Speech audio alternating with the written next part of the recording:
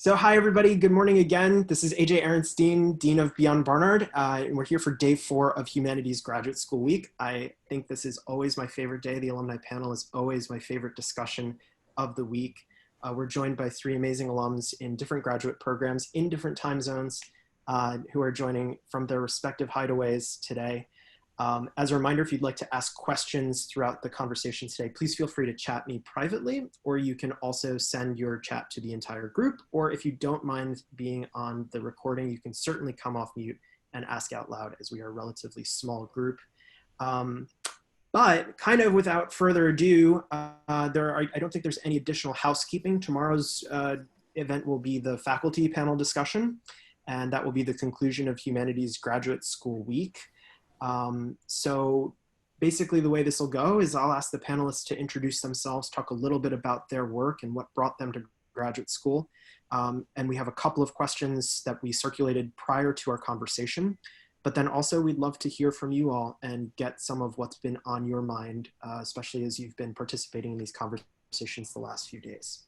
So without further ado, thank you to the 3 of you for making yourself available. Melanie especially came through in the clutch. We had a dropped panelist, and I so appreciate you making yourself available. So welcome to Zoom. I'd love to start, and Emily, you are to my right, so I would love to start with you, a kind of opening salvo. Who are you?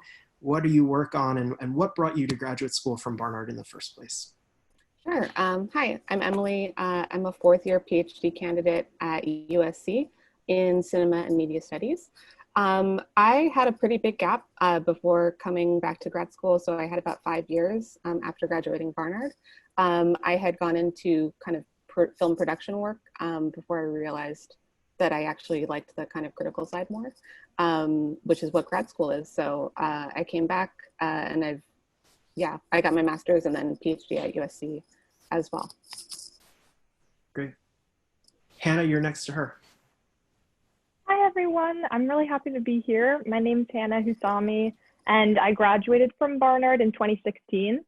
I also had not as long of a gap, but quite a bit of a gap between Barnard and grad school. So I spent 3 years working in immigration law at a nonprofit organization before ultimately deciding to go back to school. And I'm in my 2nd year. I'm at the University of Michigan in their Romance Languages and Literatures department. Fabulous. Hi, I'm Melanie, class of 2011.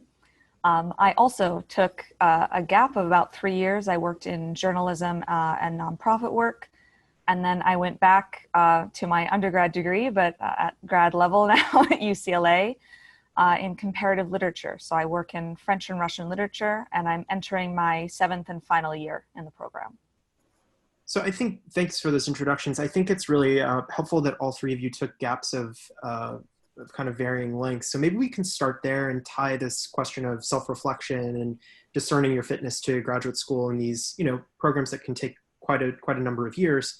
How did you think about graduate school when you were coming out of Barnard, and how did the taking some time to reflect on your intellectual and professional goals help make your decision to apply to programs? Because I think it's great that all 3 of you took a little bit of time to think about those questions. I'm happy to start with this one because I've also spoken to several other Barnard alums, some of whom have gone on to grad school, and some of them I've actually encouraged them to take a little time. I would start by saying I think taking a gap of at least a year is a very, very good idea. And one of the reasons is that when you leave undergrad, even though college is more intense, and even though you're doing work you've never sort of done before, you're still operating in the same zone you have for many years as a student. And it's very easy to think of grad school as, oh, I'll just continue being a student. I'll continue learning forever. And that's a very tempting thing for a lot of us that end up going to grad school because we love classes most of the time. But the difference is that in a graduate program, whether that be for an MA or for your PhD, you're approaching it as a career that you want to work generally, and certainly for the PhD, within academia. And so rather than thinking of it as I'm going to continue studying, I'm going to continue being a student and just sort of taking in what people are teaching me, you must be much more proactive. You need to have a really, an idea of what you would want to contribute to a field. Now that's going to change, right? Like I went in thinking I was going to write about something completely different than what I ended up doing. But it's really important that you have that idea of, I want to contribute something to this field. Or if you're working for an MA, that I want to do something that I need this degree to accomplish. So it's much more career than school oriented. And I think that's something that's really important to reflect upon, of whether you have those goals in mind or whether you want to just continue taking classes, which at least when I was still living in New York, Barnard let you do anyhow as an alum. So you don't have to get the degree to do that. Emily, I would definitely agree with Melanie, and maybe I can sort of use myself as an example of taking time and why that might be useful, because I was not someone who initially planned to, definitely I didn't plan to pursue a PhD coming out of Barnard. My initial plan was to perhaps pursue law school, and my path was not very linear. I knew when I left Barnard, I wanted to do work that would help others in some way, but I wasn't really sure exactly what that work would be, what it would look like. I'm a first-generation American, and I was always very interested in issues of migration. So I ended up pursuing a career in immigration law as a paralegal initially, thinking that that perhaps would lead me to law school. And over time, while I was there, I realized I was more interested in pursuing a career that would allow me to pursue research that's sort of centered in considering and also analyzing experiences and histories of migration than I was in a career of law that would sort of allow me to go sort of the more procedural route and analyze a lot of the issues I'm interested in and operating sort of within the constraints of the system. So I sort of discovered through that process that I wanted to pursue work that would allow me to sort of analyze and develop different frameworks for thinking about migration histories, and sort of hopefully through that work, as well as through teaching, be able to collaborate with students like you all, and then, you know, future scholars in the field, as well as sort of aiding others in sort of developing their own processes of analyzing migration experiences. So I just sort of use that to echo Melanie's advice. I think it can be very useful for a variety of different reasons to take some time, and unless maybe you're one of the fortunate few that is sort of certain of exactly what your path is and the issues that you want to address. I think on the ground sort of work in the area that you're interested in is extremely useful. Yeah, I mean, kind of similar to what everyone has said. But yeah, I mean, I don't even know if I knew what a humanities PhD was when I was graduating. I had kind of vague ideas that I would maybe do like a film MFA, because kind of the only thing I knew about film was that you could make it. So it kind of took me a couple of years of, you know, doing the kind of grunt work, and then seeing some of my peers go on to, like, I think one of my Columbia College actually cohort started his film studies PhD, and I was like, oh, I guess that's a thing that you can do. So yeah, I highly recommend just, yeah, kind of figuring out what exactly elements maybe of, if you like a certain industry or you liked your major a lot, really figuring out what particularly you like about it and what you like doing with it. Emily, can I stay with you for 1 second, actually, because I think you bring up an important point, and I think it's actually common for folks in humanities disciplines especially to kind of be surprised by what graduate level research in the disciplines looks like. You know, folks who do STEM research at the bench and go on to PhDs in sciences, it looks very similar. You've been engaged in those processes, but often the caliber and kind of scholarship that you produce as a graduate student can be very different in humanistic disciplines than at the undergraduate level. We'll start with you, but I'd be curious if that's a sentiment that you all share. What was surprising about producing scholarship at the graduate level that you might not have expected, or about the shape of a PhD that you didn't know when you got to your program? Yeah, I think even at Barnard, I remember kind of from the transition from high school was kind of learning how to really well like summarize other people's points and kind of use other people's knowledge to kind of present what they were thinking. Where kind of senior year of Barnard, I kind of figured out like, oh, I can kind of insert my own thoughts here. And grad school is like totally trying to kind of find your own perspective, shape what other people have, like revise what other people have said maybe. But so my dissertation is on Latino sci-fi and film, comics, and fandom. So I might go into the field to like a fan convention. I might be in an archive looking at primary sources, or just kind of watching movies really carefully, that kind of thing. So watching movies carefully was what I did in undergrad, obviously. But yeah, I think the emphasis is definitely on kind of creating new knowledge. If I can hop on that a little bit, I was trying to think of how to, express it. And I think, Emily, you did a great job already of sort of setting down that when you're at the stage of an undergrad, it's sort of taking on other people's knowledge, summarizing.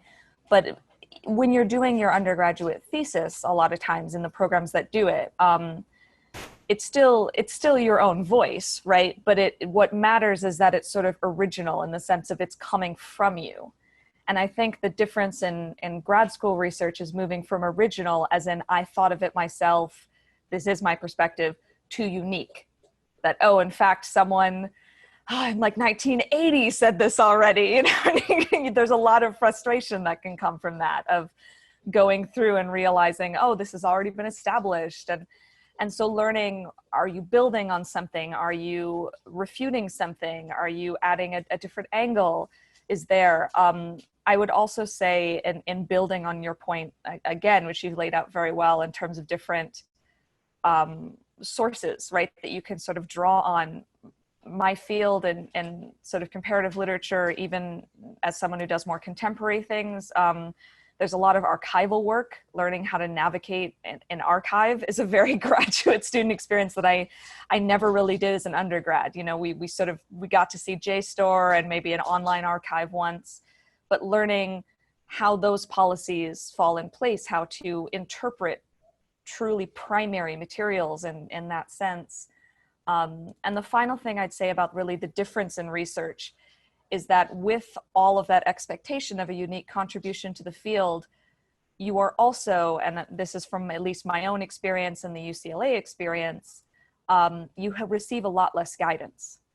When I was at Barnard, especially because we are a very small, tight-knit community, my advisors were very much involved in my chapter drafts, as you know, in my thesis. I would get lots of feedback from my papers. Once I entered graduate school for a PhD program and at a big university. So I'll say those if you guys have had different experiences, although I think we're all at big universities. But that caused a big difference in the advising process, because then the main feedback was, oh, this stylistically needs to be somewhat different, or oh, maybe look at this scholar. But a lot of the correction is self-correction. A lot of it is expecting you at this point to be able to go back and with every year know that, oh, I need more research in this area.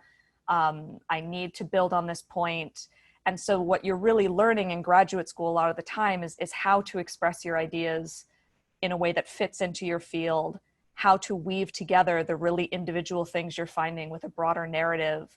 I would say a lot of the things you're learning have more to do with the structure and the format of your field than they do with the basics of research, which is what you're expected to know by that point. Yeah, I think that Emily and Melanie have really added a lot of some of my thoughts as well, and I would definitely agree. I think one other key difference, at least for me, and I'm speaking as someone in the early stages of a graduate degree, is at the undergraduate level, for me at least, I was sort of hyper-focused on the development of an argument. And this is sort of what guided my research and my writing. And I think at the graduate level, research and writing is instead guided by asking questions.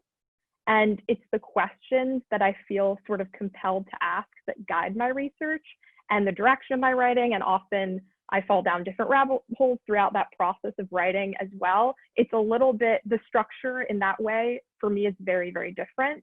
And in some situations, I think the difference between sort of asking a question and the construction of an argument can feel more subtle than others.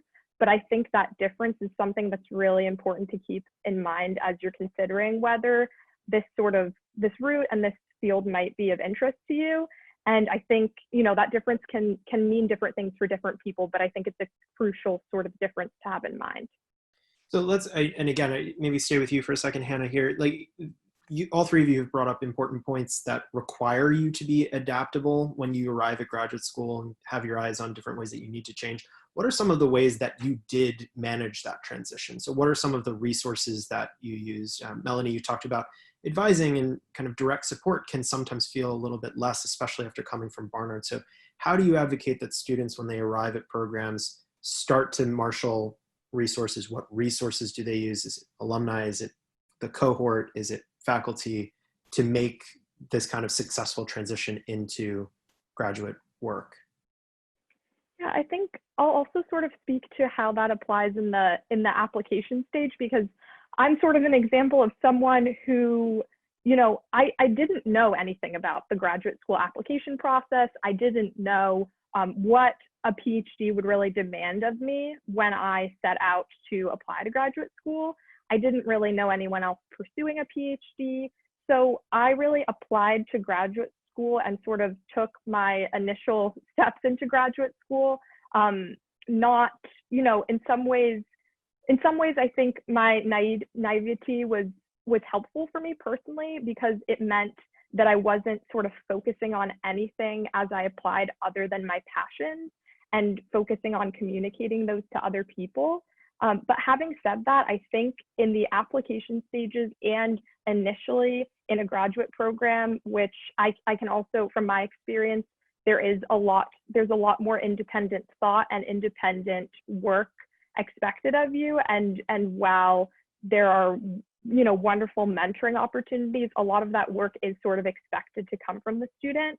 It is really, really useful as you're applying, I think. And I haven't really taken this advice myself, because I sort of set out pursuing this career without a lot of background knowledge, to be honest.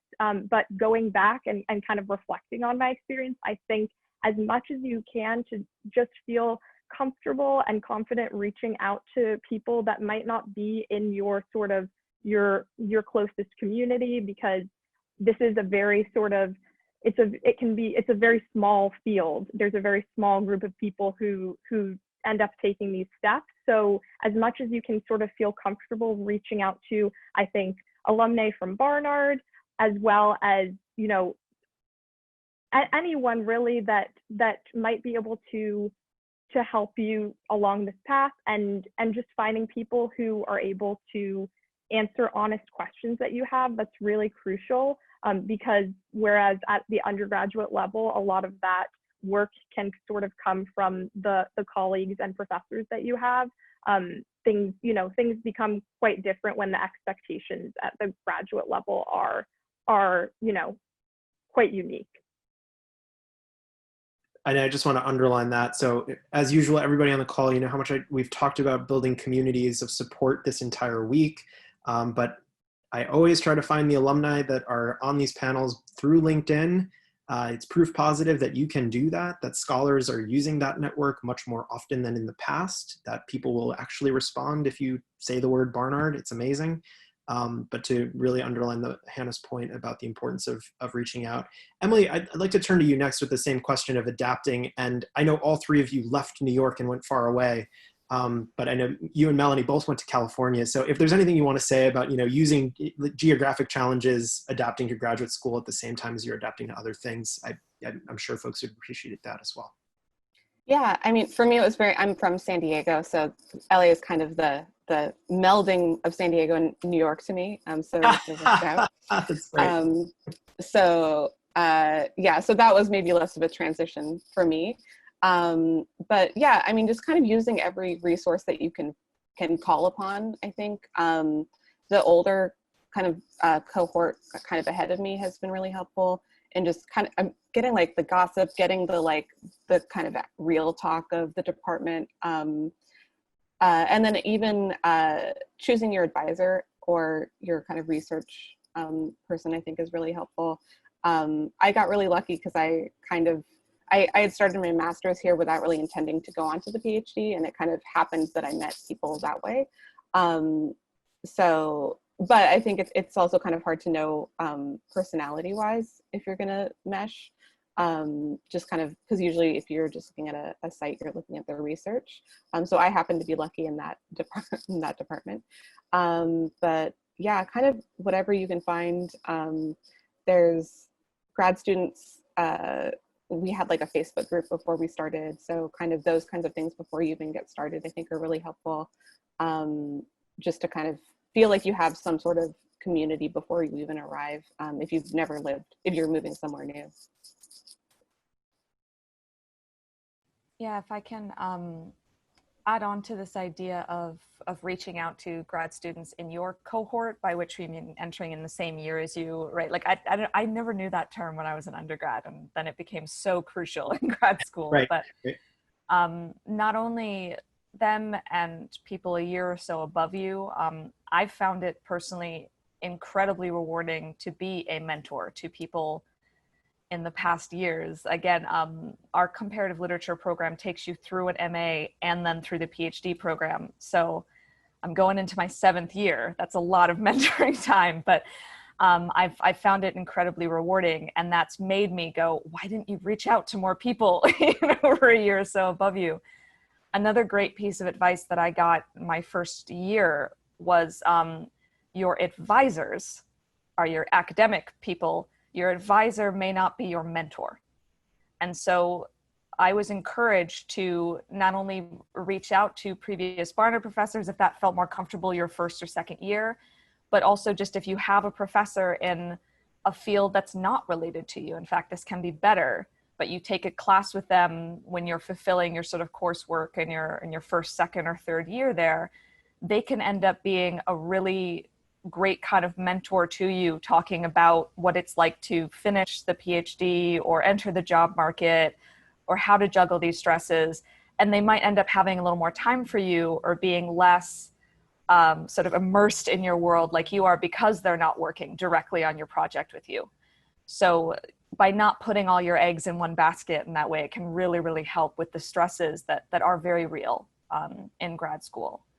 And in sort of thinking back as well to the application process that was sort of brought up before, something that I do want to stress is one, the fact that in the humanities, you can get an MA, you can get an MFA, you can get a PhD, and there may be more questions, right, about the differences between these, but those are all very different programs that operate in very different styles. But even if I'm only applying right to a language PhD and only on these specific campuses, which have their own personalities, each department has its personality and has its strengths. When I applied to undergrad, the real emphasis, because I didn't know what I was going to major in, was how strong is the school in general? Is it in a city where I want to be? For grad school, I was advised, and I found it very helpful, to look at basically 2 things. One, are there professors there specifically that you would want to work with? So rather than, is the school, in general ranked at this certain space, it was, are there people in French and in Russian that you could see developing a project with? Because if they're not, then it doesn't matter, where the school is ranked or whatever, you're not going to be as successful because you need that unique project. And the second thing was, and this is something that's always talked about in hushed voices more on the grad side, but financial security. UCLA offered me a full teaching or fellowship combination, to go in for a PhD.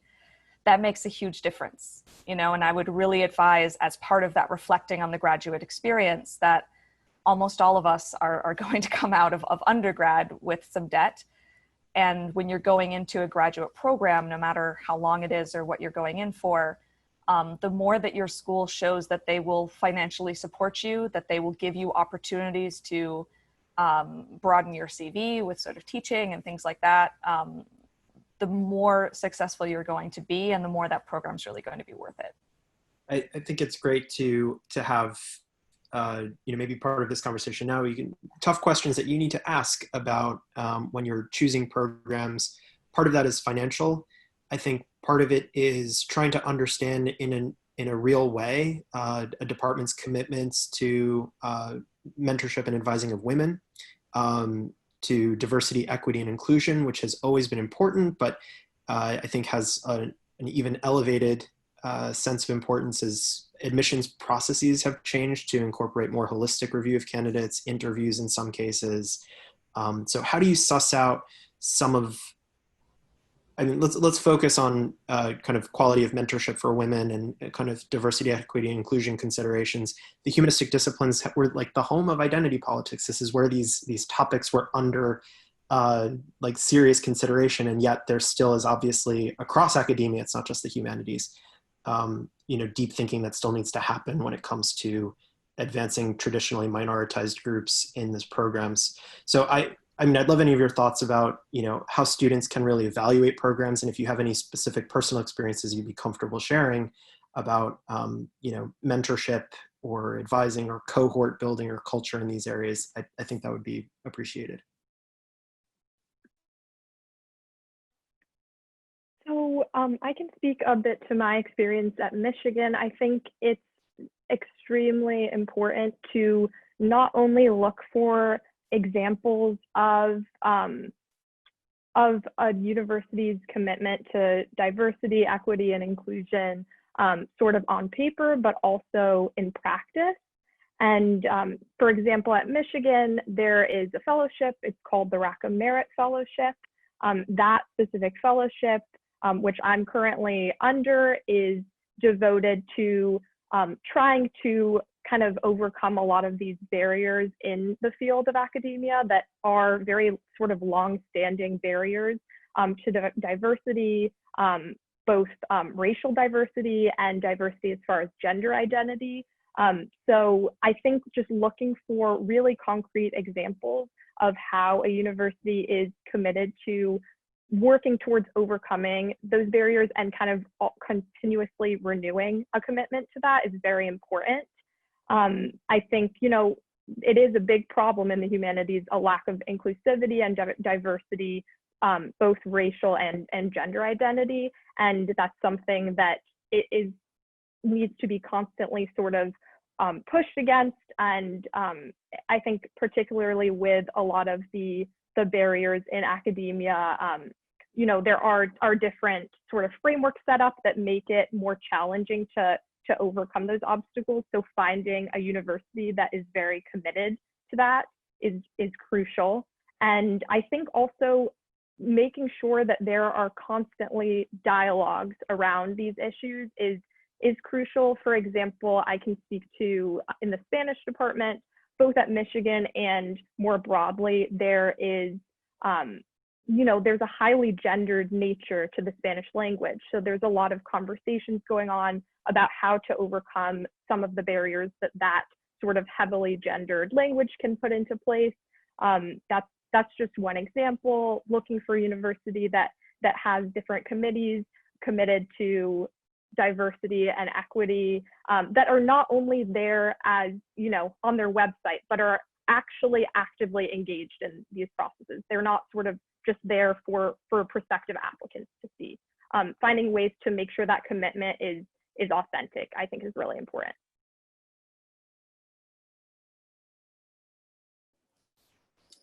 Yeah, so one thing you can do is also, at least my department puts a list of everyone who's completed their PhD and like what their project was.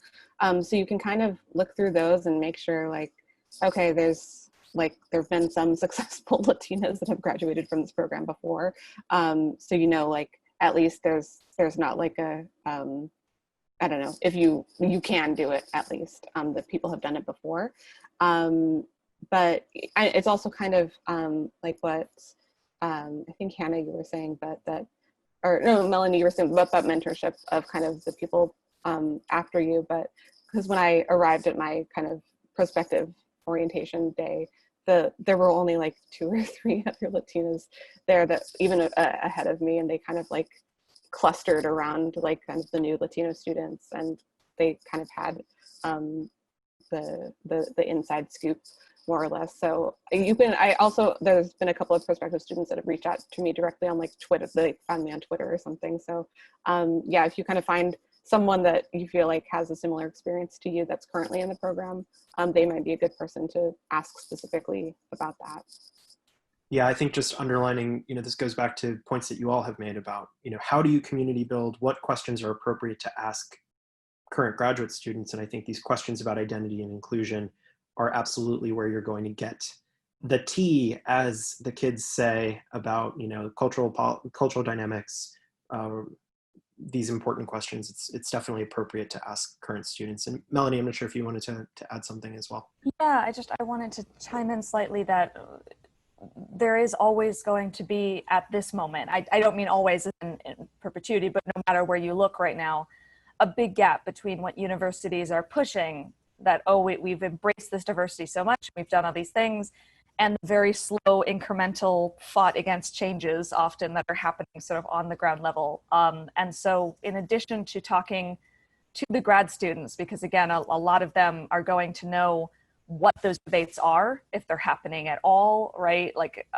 how they're playing out. But I would also say, look at the city, look at the type of university.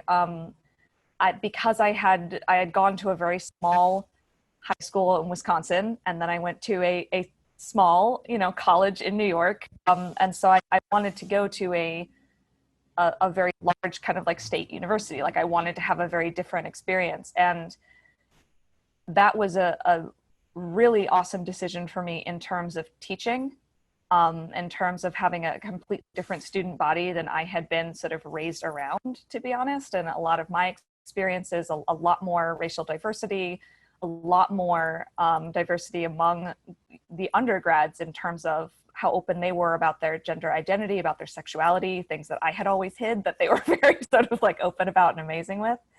But I also wanted to go to Los Angeles because I had only ever heard of it as the sort of Hollywood place. And then I started researching it more and I was like, oh my God, there's so many amazing. San Diego and New York. Well, yeah, I was just like, okay, there's some really cool Marxists of color here that are amazing. And I want to meet with them. And there are a lot of different student groups that you can get an idea of from talking to the grad students currently there that are doing the work that maybe you want to be doing. And that you'll get a much better sense, I think, of looking into the city around the university, of the type of college that it is, than you might just looking at the sort of university website in isolation. And looking for ways in which you could help push things further, if that's something that you really want to make a part of your college experience as well. So thanks, I appreciate those comments for sure. I want to be attentive to questions that have started to come in from students, and maybe we can make a shift right now as we're kind of getting towards the latter part of the conversation towards your reflections on where to bring humanistic scholarship into the world. So the academic job market for humanists has not been great since Thucydides. There's always crises, the sky is always falling, and I fear that sometimes students at the undergraduate level especially may be dissuaded by pessimism disguised as real talk. If you can't be an academic, then why would you pursue a PhD? And I just, I find very often graduate students in the humanities have really interesting conceptions of different ways to bring their humanistic scholarship, their commitments as humanists to many different places. And I just love to hear, how do you think of yourself as a humanist within the profession of the professoriate? How do you think about yourself as a humanist potentially oriented towards many things? Hannah, you've talked about, commitments to law and advocacy and that have been a part of your life, for example, but where do you see yourself bringing your work into the world, despite or in the face of or because of the state of the humanities job market for academics? You guys don't mind. I'll take this one first just because I'm about to enter the job market and I can give you guys a little more time too. I think that's something that I think, Hannah, you had brought up about guiding questions is really, really helpful in graduate school, but also really helpful in terms of expanding your perspective on what you could do with your degree. That rather than approaching graduate school, or even I would say after undergrad with, oh, I have this degree, or I have completed this project, thinking, what are the questions that drive me? What are the problems that I keep coming back to and wanting to solve? Or what are the possibilities that I keep wanting to sort of poke at? And for me, something that I had always felt since undergrad, but only really became comfortable saying, these are my questions in grad school, was this emerging area called medical humanities. And so looking at the various ways in which medicine and law and philosophy and literature kind of interact, and specifically a very, very small little field called MAD studies, which all has to do with conceptions of what is sometimes called mental illness or neurodivergence or just capital M MAD. And those are areas that I would love to continue on in a tenure track position and within academia and write about and teach, because I see ways in which those automatically extend beyond the university. If you are teaching in a really active, challenging way, if you are writing for different publications. If that doesn't happen though, and based on university budgets right now, probably will not immediately happen for me, there is work that I can do using those guiding questions within various academic administrations, but also within different nonprofit organizations, within groups that advocate for people with mental illnesses or disabilities or disorders, right? And again, none of those terms are neutral. So bringing that kind of understanding and kind of background to it. There are organizations like PEN America that really are very outwardly focused and thinking about how literature shapes our lives. I work in languages as well, and language teaching and translation and interpretation, French and Russian. Right now, Russian is huge in LA. Like, I didn't know that before I moved here, actually, but there's a big expat community here in West Los Angeles. And so there are various ways, just within the very narrow confines of your particular field, that you could leave the university and think about different careers.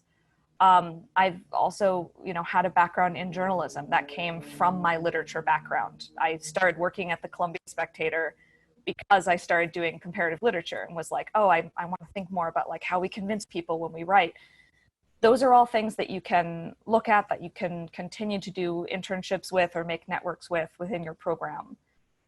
More broadly, because my focus was very much on like the tenure track, the traditional thing, I have several friends who work in consulting, who work in copy editing and sort of writing copy for advertising and other more sort of corporate aligned jobs, and programs that are called alt-ac, which is alternatives to academia, are becoming very, very popular now. So within UCLA, we have various events. There are actually whole classes that you can take that are devoted to really like weaponizing your degree for as many different job opportunities as possible.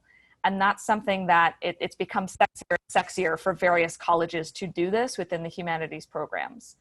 So again, speaking from within my very narrow, I want to do my specific things, I can already off the top of my head think of many different applications, for my work.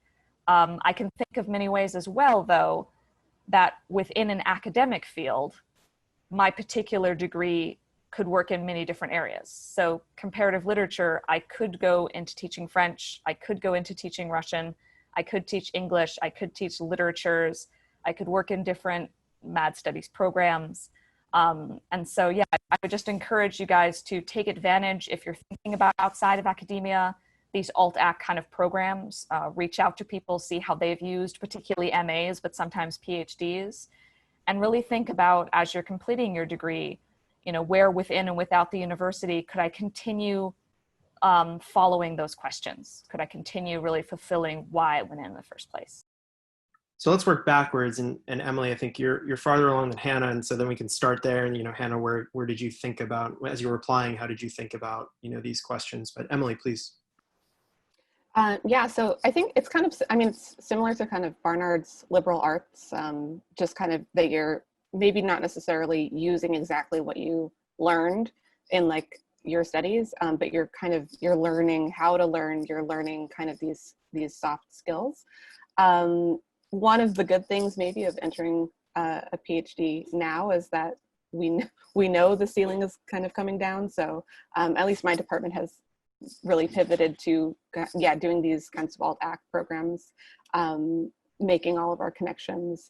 I've done several internships during my PhD, which has been kind of a nice opportunity. Having kind of come from the working world where those internships wouldn't have hired me as like an actual employee probably. But now, so I've done internships in like archives. I work at a museum right now. So those kinds of opportunities have been really good, and kind of as being a student, that is why those opportunities kind of came to me.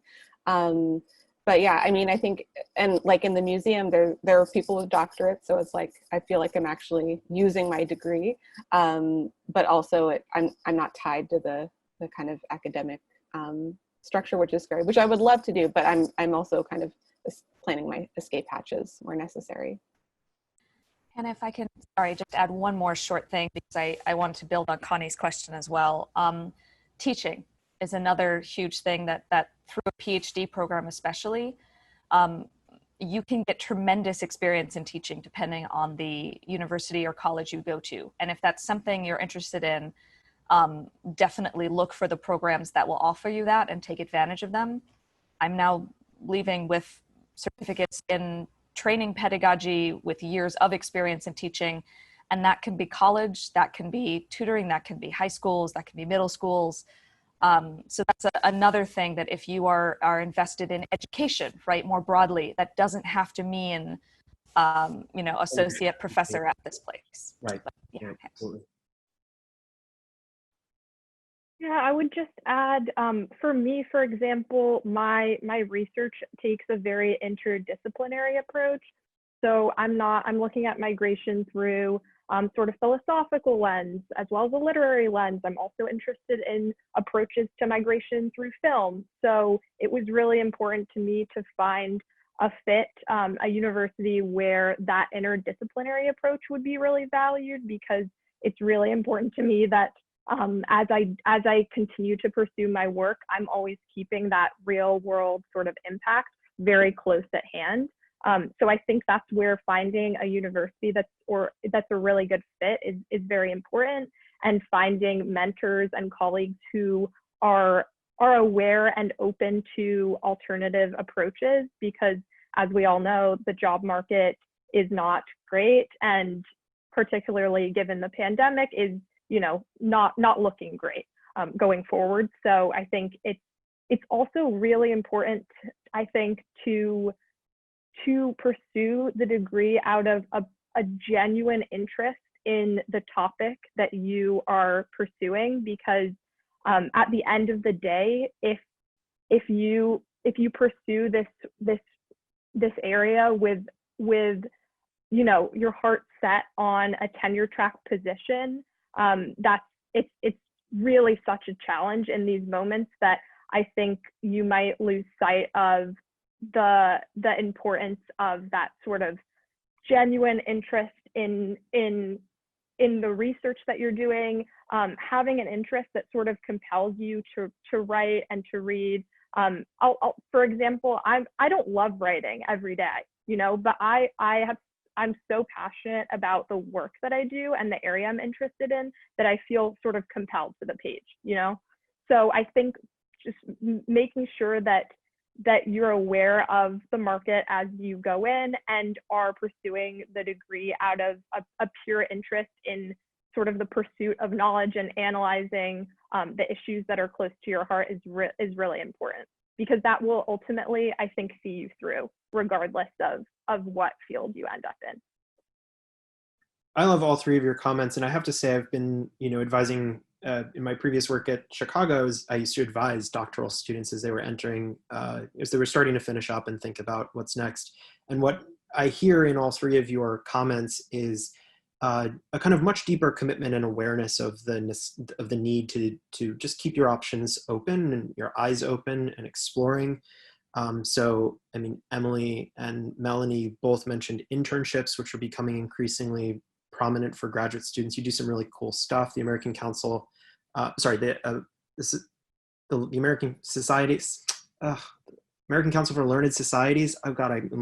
They have a whole program for humanities folks doing internships in cultural institutions.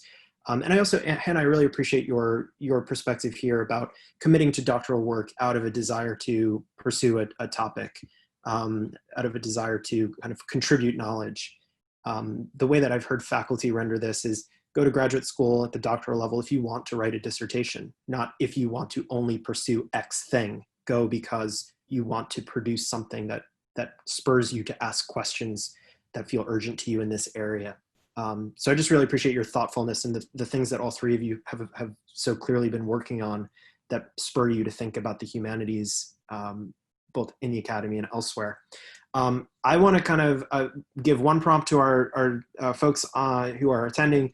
I'm going to ask our panelists for like a lightning round question in a moment, but if you want to ask any burning questions before we sign off, please be sure to send them via the chat. But I always ask this question, just like, what is the one piece of advice that you really wish that you had when you were first thinking about graduate school, not necessarily as an undergraduate, but perhaps when you were getting ready for the application process? What's one piece of advice that you know you could give yourself now, but you didn't have then? And I want to go backwards again. So Hannah, let's start from you because you're kind of closest to the process of applying, and we'll kind of cycle through Emily to Melanie, who's on the way out. You'll get that fancy hat soon enough. I think, I kind of mentioned this before, but I think the most important thing is to just, and Barnard prepares you well for this, to be really fearless and open to reaching out to whatever community you find yourself in. And if your community doesn't have the insight or the resources that you're looking for, finding someone, even just cold calling, I know that's not much of a thing these days, but cold emailing, especially, I can speak for myself, and I think Barnard in particular does has such a strong alumni network. We're really here. We're here for you. We're a strong, as you mentioned, AJ, a strong but small community, and so I think just feeling confident about reaching out is the most important piece. There are so many questions, I think, that that went unanswered for me as I pursued the application process, especially. And going back, that's something I would do differently. I would use all of the resources at my disposal and reach out. Maybe mine's. Emily, please. Mine's maybe kind of similar, but I feel like I have to embody that bold Barnard spirit and just go out and try different things. There were at least one of my committee members was very high profile, and people were like, oh, you're never going to get them on your committee. And I'm like, let me just ask and see what happens. And he was totally lovely and he was on my committee. So just kind of ask people for things. Ask for advice, ask for favors, just kind of see what you can get and go out there and try it. I would say as a sort of different side of this, something that it's not you. As someone who has several diagnoses in my bag, this was particularly an issue, but grad school can be an incredibly emotionally eviscerating time. You are bearing something that is very personal to you. If you're going in with these guiding questions, they mean more and more to you as you go along. And it is a process that, to some extent, unavoidably, because you are sending out things that will be rejected over and over and over again until you get it right. And sometimes you'll have an amazing article you're sending off, but it's not quite the right journal for it. And so it's rejected out of hand and you feel awful. There's also many elements, unfortunately, of university and grad level, particularly PhD level life, that are still dedicated in some ways to encouraging burnout, to encouraging you to push yourself past maybe healthy limits. And this is something that many PhD programs or students within them are trying to change. And that is something that I would encourage you to push back against. But I think a piece of advice that would have saved me a lot of grief my first couple years in the program is that it's not about you proving yourself worthy. And if you fail or if it's difficult, then that means that you are not, caliber, right, to this, and how that feeds into my position as a woman, to many of my friends, and feeling that, that this proves that I'm not the right type of person, right, to go to this college. A lot of it has to do with the constant failure that makes you a better scholar. And a lot of it also has to do with institutional barriers and with the ways in which certain skewed perspectives are set up that you have to push back against, and that really are not about your own failings or essential lack. That's great. And I want to, Hannah, I see you off mute, and I just want to point to Brianna's question to if we can help address that before we close out, just to make sure we get to it, but please. Sorry, just one thing I want to say really quickly is also, one day you will find yourself in the position that others, maybe need your help. So remember when you're in those shoes, especially, in academia, I think it's really important to pay it forward. So, just keep that in mind when you reach that point as well. So, and I think that actually relates to a point I think Melanie was making, is one way to be a great mentee, advisee, is to mentor and to reach down and to turn around to the people behind you. It's helpful in picking advisors. If you know what it means to be a good advisor, it helps you identify people who could really shepherd you through graduate school. But maybe, and I think, Emily, you kind of talked a lot about this, is like reaching out to the cohort. How did you navigate those first interactions? Is it just emailing? Is it connecting on the basis of research or identity? Like how did you find it helpful to connect within your cohort and within others? I think it depends a bit on the cohort. I feel like you always have to have kind of one like social butterfly to kind of gather people together. So that's helpful. It's definitely not me. So yeah, I mean, I would kind of, I don't know, just there was like a vibe or something that I felt connected to somebody, and I would just kind of pursue that. Facebook groups, we have our department has like a Discord channel, our server now. So yeah, and it's definitely harder now. We've been doing our orientation this week, and it's by Zoom, and it's not great to kind of meet people. So I think that is going to be challenging this year a lot. We would try to have kind of social events, so I'm not quite sure how they're gonna. We had like a Zoom trivia night, which was cute, but I don't quite know how that sustains. So I think that's gonna kind of be the challenge right now. But the good thing about reaching out is that I'm sitting at home. Lots of people are sitting at home. So if someone contacts me by email or Twitter or Instagram or whatever, I'm here and can answer your questions. I love ending on that kind of encouraging note. I hope that we can impress upon you, if we can, if you don't mind, students and alums who are on this call today, hopefully reaching out to you all. Again, everybody, in terms of platforms to outreach, I found these three lovely alumni on LinkedIn. And one of the great things about contacting graduate students at other institutions is that they typically have pretty great either institutional affiliated biographies where you can find their email address, or in some of y'all's cases, you have some pretty great websites too. So that's great. Doing that digital portfolio stuff like good humanists. So I want to say thank you for being generous with your time, for connecting so generously and providing this advice. We are trying to do a lot to support our humanities students as they head into graduate school and think about navigating what can be, as you've mentioned, only a little bit in passing, kind of alienating, isolating process of applying. And it's great to know that once you are a graduate student, as an alumna of Barnard, you have folks like you to connect with throughout the program. So really appreciate you all. Thanks for taking time. Thanks to all of you for attending. We appreciate you coming every day to be on Zoom. Everybody's got Zoom fatigue. We will hopefully see you tomorrow for a conversation with faculty. But in the meantime, stay cool. It's very humid here in New York today. So stay in that AC if you're here or somewhere else. Otherwise, thanks. Take care, everyone.